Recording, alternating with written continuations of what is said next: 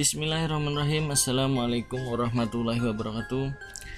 Kembali lagi dengan saya Muhammad Rinaldi, yang pada kesempatan kali ini kita akan membahas mengenai materi hijrah ke Madinah, sebuah kisah yang membanggakan. Sebelum kita masuk materi, Bapak ingin tanya dulu, bagaimana kabarnya? Sehat semua? Semoga pada sehat, kita semua dalam keadaan sehat walafiat sampai berakhirnya pandemi COVID-19 ini, sehingga kita dapat belajar dengan tatap muka. Oke, anak-anakku sekalian, kita tahu ada namanya tahun Hijriah atau penanggalan Hijriah dan penanggalan Masehi. Nah, penanggalan Hijriah itu adalah salah satunya. Awal mula dibilang tahun hijrah itu adalah ketika Nabi hijrah dari Mekah ke Madinah. Nah, kita akan membahas bagaimana kisah hijrah Nabi dari Mekah ke Madinah.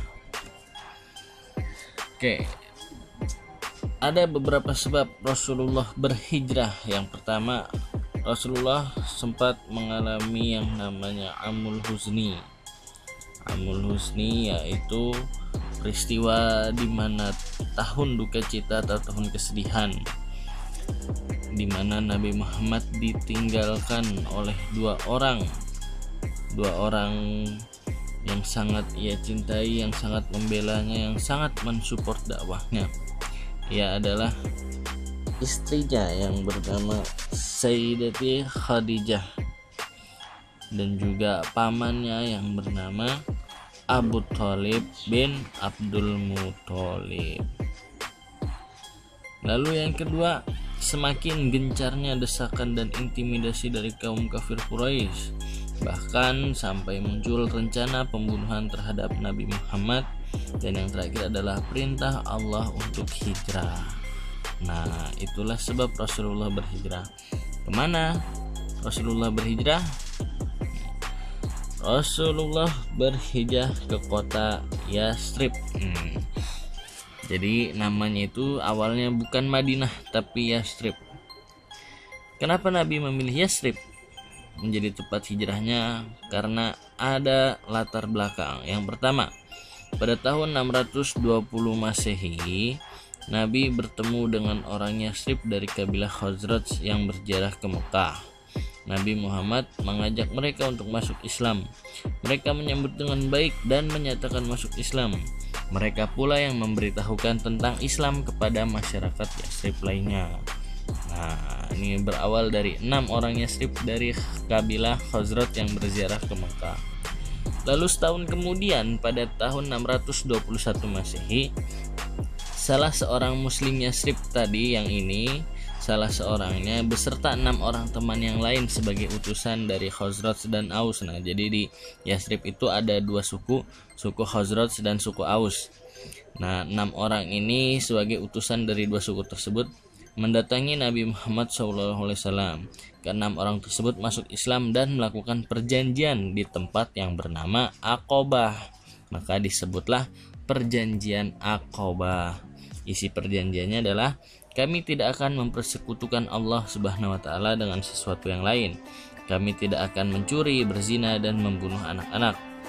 Dan terakhir, kami tidak akan saling memfitnah dan kami tidak akan mendurhakai Nabi Muhammad sallallahu alaihi wasallam. Lalu setahun berikutnya, pada tahun 622 Masehi, orang-orang Yastrib datang lagi dengan maksud mengadakan perjanjian Aqabah kedua, sekaligus mengundang Nabi Muhammad untuk berhijrah ke Madinah. Nah, perjanjian Aqabah itu diikuti oleh 75 orang Yastrib dan Nabi Muhammad SAW yang didampingi pamannya yang bernama Hamzah bin Abdul Muthalib. Isinya sama dengan sebelumnya, yaitu ini isinya, tetapi jumlah masyarakat yang memeluk agama Islam semakin banyak. Nah, melihat jumlah pemeluk agama Islam di Yastrib semakin banyak, maka Nabi mendapatkan pesan bahwa Islam lebih siap berkembang pesat di Yastrib. Maka dari itu Nabi memilih dan memerintahkan para pengikutnya di Mekah untuk hijrah ke Yathrib dengan cara sembunyi-sembunyi. Nah, Nabi sendiri hijrah bersama dengan sahabatnya yang bernama Sayyidina Abu Bakar As-Siddiq. Nabi memiliki cara pada saat berhijrah, yaitu Nabi dari Mekah, ia tidak langsung ke Madinah, namun Nabi ke selatan Mekah dulu, yaitu ke Buasur, ke Gua Sur atau ke Bukit Sur. Nah, di Gua Sur itu Nabi bersembunyi selama 3 hari bersama Sayyidina Abu Bakar As-Siddiq. Kenapa Nabi bersembunyi? Karena pada saat itu masyarakat Mekah itu sudah merencanakan pembunuhan Nabi Muhammad. Ternyata Nabi tidak ada di rumahnya, dan karena Nabi sudah pergi berhijrah menuju Madinah dengan Sayyidina Abu Bakar As-Siddiq. Namun Nabi memiliki strategi. Nabi tidak langsung jalan karena pasti dikejar oleh kaum kafir Quraisy Mekah. Maka Nabi bersembunyi di Gua Sur bersama Sayyidina Abu Bakar As-Siddiq. Nah, dari sini Nabi hanya bersama Abu Bakar As-Siddiq, dan yang tahu persembunyiannya adalah putri dari Sayyidina Abu Bakar As-Siddiq yang bernama Aisyah dan Asma binti Abu Bakar. Nah, mereka membantu dalam arti memberikan makanan dan memberitahu kondisi Mekah seperti apa pada saat itu. Nah, sampai 3 hari akhirnya Nabi menyadari bahwa kondisi sudah mulai tenang, sudah mulai baik, maka Nabi berangkat menuju Madinah. Ketika berangkat, Nabi dan Abu Bakar As-Siddiq melalui jalan yang berbeda. Ini adalah jalan yang biasanya dilewati oleh para kaum kafir Quraisy. Nah, Nabi melalui jalur yang berbeda. Nih, yang garis hitam ini, Nabi melalui sini. Nah, adapun perjalanan ini, Nabi Muhammad meminta seseorang bernama Abdullah bin Uraiki dari Bani Du'ail sebagai penunjuk jalan. Nah, karena mengetahui si Abdullah bin Uraiki ini adalah dia mengetahui jalan ini, dia pernah melalui jalur ini. Nah, melewati jalan ini sampai kepada Madinah. Nah, dalam perjalanan ini terjadi sebuah peristiwa di mana Nabi Muhammad itu dikejar oleh kafir Quraisy yang bernama Suraqah bin Malik. Suraqah bin Malik melihat rombongan Nabi Abu Bakar pada saat itu.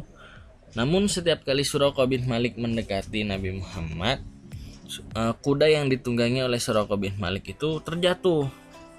Begitu terus terjadi sampai 4 kali. Nah, Suraqah bin Malik yang meyakini dewa-dewa, ia meyakini bahwa itu adalah pertanda buruk gitu. 4 kali kudanya itu nyusruk gitu kan, terjatuh, terperosok tanpa ada sebab, itu merupakan tanda yang buruk. Makanya Suraqah bin Malik memilih untuk memutar balik ke Mekah. Ia tidak jadi menangkap Nabi Muhammad dan membawanya ke Mekah, itu tidak jadi. Kenapa kaum kafir Quraisy sangat antusias untuk menangkap Nabi? Karena dilakukan sayembara.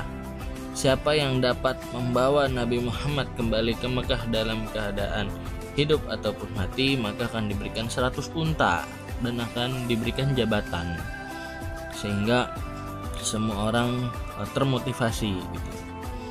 Namun Allah punya rencana lain. Allah menyelamatkan Nabi Muhammad sampai akhirnya sebelum sampai Madinah, Nabi Muhammad singgah dulu di Kuba. Nah, di Kuba ini Nabi membuat masjid. Nah, inilah masjid pertama dalam sejarah umat Islam, umat Nabi Muhammad. Inilah dibangun Masjid Kuba. Baru selang 3 hari Nabi Muhammad sampai ke Madinah dan disambut oleh masyarakat Madinah yang sudah menanti-nantikan Nabi Muhammad. Nah, sesampainya di sesampainya di Madinah, apa yang dilakukan oleh Nabi? Nabi tidak membangun rumah untuk dirinya. Nabi tidak membangun sebuah hotel untuk para muhajirin. Tapi Nabi yang pertama kali dibangun adalah masjid. Masjid dijadikan tempat bukan hanya untuk ibadah semata, namun juga untuk seluruh kegiatan Nabi Muhammad SAW di Madinah. Dalam arti kegiatan dalam mengorganisir umat Islam ataupun seluruh rakyat Madinah. Lalu yang kedua, Nabi mempersaudarakan antara muhajirin, yaitu orang-orang Mekah yang hijrah ke Madinah, dengan Ansor. Ansor ini adalah orang-orang Madinah asli. Nah, Ansor itu artinya penolong orang-orang yang hijrah dari Mekah. Lalu yang ketiga, Nabi merumuskan piagam Madinah.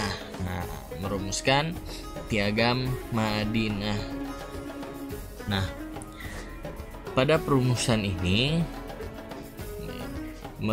piagam Madinah ini adalah konstitusi awal yang dibangun pada saat Nabi di Madinah. Nah, ini adalah contoh manuskrip daripada piagam Madinah itu sendiri. Adapun isinya adalah yang pertama, kaum Yahudi bersama kaum muslimin wajib turut serta dalam peperangan. Kaum Yahudi dari Bani Auf diperlakukan sama dengan kaum muslimin. Kaum Yahudi tetap dengan agama Yahudi mereka, dan demikian pula dengan kaum muslimin.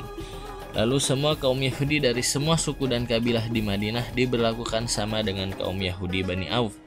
Lalu kaum Yahudi dan muslimin harus saling tolong-menolong dalam memerangi atau menghadapi musuh. Lalu kaum Yahudi dan muslimin harus senantiasa saling berbuat kebajikan dan saling mengingatkan ketika terjadi penganiayaan atau kezaliman.